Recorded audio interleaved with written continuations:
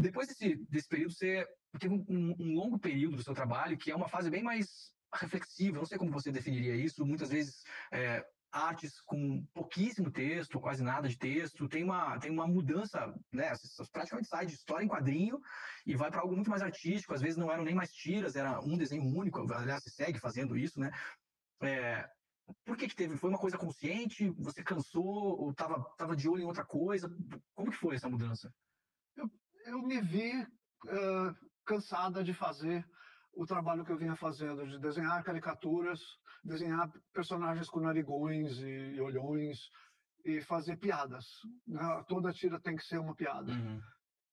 Eu quis voltar a um ponto de liberdade criativa que eu tinha abandonado quando resolvi ser profissional. Porque quando eu resolvi ser profissional da caricatura, da ilustração, do cartoon, eu abracei essa coisa de, não, vamos produzir piada, vamos produzir humor, vamos fazer esse desenho. Porque era isso que se pedia.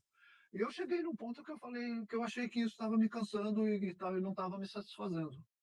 E eu resolvi abandonar os personagens que eu tinha, e, que não eram muitos, mas era o suficiente para me cansar, porque quando você tem um personagem, ele entra em cena e já convoca metade das energias criativas, porque ele tem que se expressar, ele tem o arsenal de características dele que precisa acontecer, senão o público não reconhece, não acha graça, tal.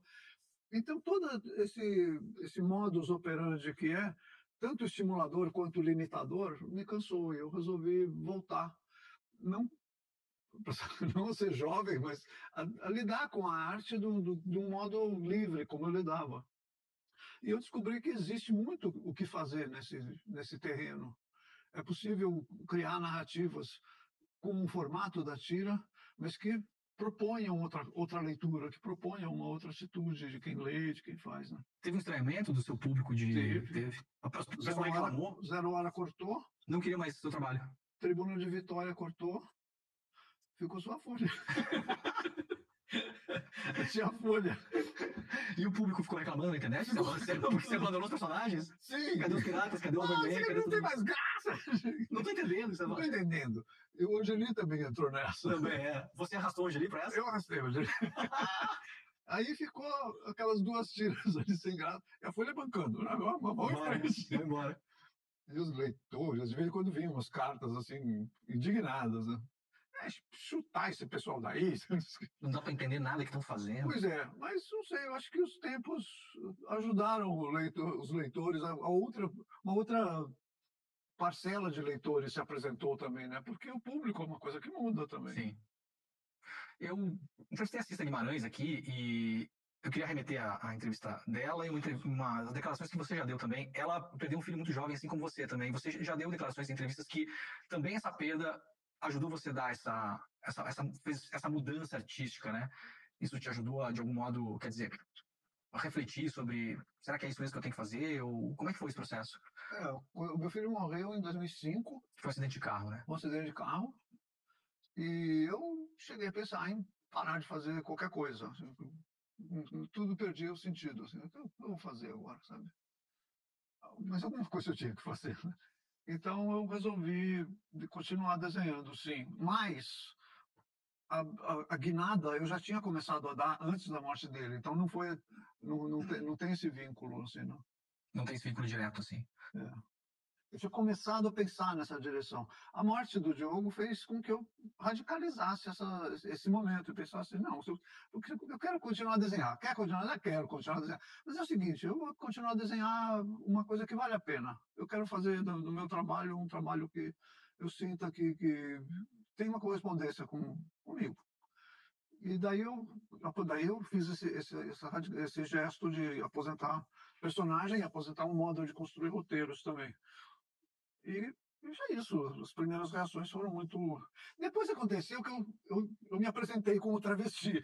Isso, de certa forma, melhorou muito a minha imagem. Em que sentido? No sentido que os jornais que pararam de me publicar voltaram a me publicar. Sério mesmo? Eu já tivesse sido ao contrário, tivesse um estranhamento maior. Não, porque foi mais ou menos no mesmo período, né? Foi um pouco depois. Quando o Diogo morreu, eu estava já comprando calcinha, mas eu não estava fazendo gestos de me apresentar socialmente como travesti. Publicamente. E eu demorei uns 3 anos para começar. Mas porque a morte dele freou esse processo de algum modo? freou. Ah, é? Você vê, no campo profissional, da expressão profissional, acelerou e, né, impulsionou. No campo dos costumes, a pauta de A falta de costumes, costumes. freou, freou. Por que você acha que Não aconteceu isso? sei, Você chegou a refletir sobre isso em algum momento? Não. já refleti muito, mas o que tem de conclusão aí é uma coisa alucinante.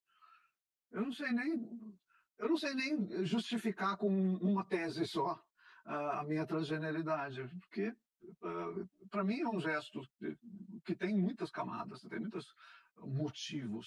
E é isso, eu fiquei também, para que ficar explicando tanto assim? Eu não estou fazendo uma tese, eu estou vivendo uma vida e me sentindo satisfeita com isso. Incomoda que isso tenha ocupado, talvez, às vezes, mais espaço do que o seu trabalho artístico? Não. Não, não comanda nada. Não. Porque para mim também ocupa. Também, quer dizer... Ocupava mais antes da pandemia, porque tinha salão, manicure, tinha um monte de coisa. Eu parei com isso. Pandemia. Sim. E como foi... Eu tenho muita curiosidade de saber, assim, como foi o seu momento de decidir sair pra rua vestido de uma maneira que as pessoas iam olhar e iam estranhar. Isso foi o... Bom, foi com uma sainha muito discreta. Fui na padaria, assim, cagando de medo, né, com o coração. Pá, pá, pá. Depois eu percebi que o mundo não acabou. Passou uma perua, me assobiou, passou um cara de bicicleta, reclamou um homem de saia. E eu pensei, é isso, acho que eu comecei uma coisa aqui que não é tão assustadora assim.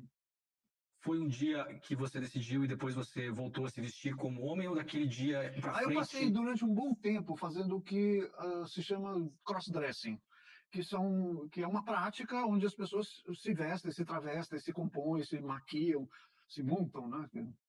Mas reservadamente, em ambientes reservados, em ambientes fechados, em lugares de festa, lugares de evento e tal. E depois retomam o seu dia a dia como cisgênero, com a apresentação de cisgênero. E eu fiz isso durante um tempo, assim, até também que me pareceu bobagem. Falei, que perda de tempo, eu gosto disso. Eu me sinto muito melhor quando eu estou com um vestido e uma saia. Por que eu tenho metade do guarda-roupa de calças e camisas e tal, e o resto... mudei.